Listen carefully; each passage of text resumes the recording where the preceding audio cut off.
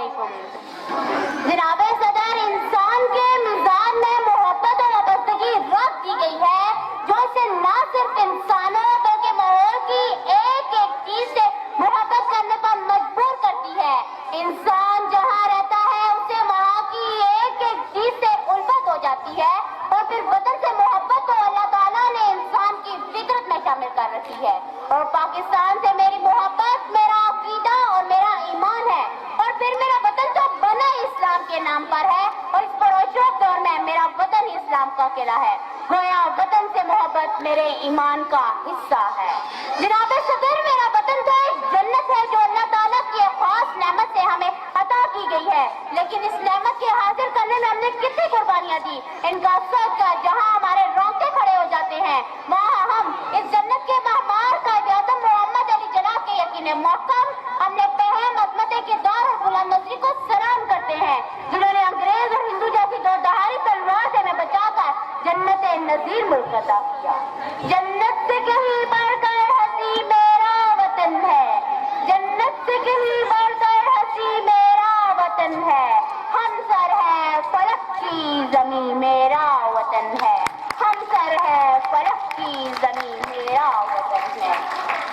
جناب صدر، میرا ملک میری جنت پاکستان ہماری آنکھوں کا نور اور ہمارے دل کا سرور ہے۔ یہ وہ کوثر ہے جس کی تجلی سے ہمارے سینے محمود اور نظر محمود ہے۔ یہ وہ سلسبیل کوثر ہے جس کی آب حیات سے ہماری زندگی قائم و دائم ہے۔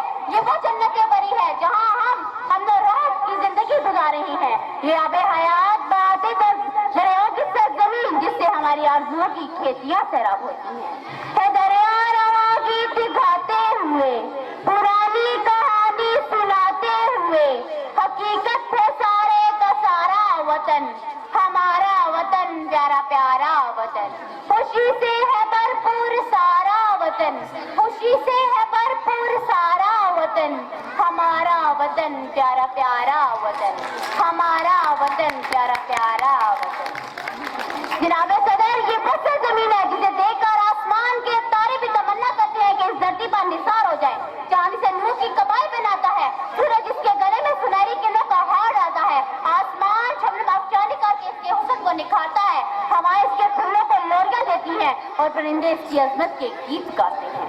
جناب صدر، یہ سب کچھ مجھے مجبور کرتا ہے کہ میں اللہ تعالیٰ کی عظیم الشان نعمت کی قدر کروں اور اس کی حفاظت کے لیے اپنی جان تک وار دوں۔ جناب صدر، میرا وطن تو پھول و چاند کی طرح ہے جس کی سرزمین میں لال یمن پناہ ہے، جہاں سرور رات نماز دولت جان جیسے سب کچھ جان قربان کر کے وطن کو ایمان کا حصہ ثابت کرتے ہیں۔ اور ان شہیدوں کے ساتھ میرا بھی یہ نعرہ ہے، اے وطن سے ہی بقا پہ مر جاؤں، دشمن کو بھی مٹا کے مر جاؤں، اور جو تیری طرف اٹھے گی نگاہ اس کی جھکا کے مر جاؤں۔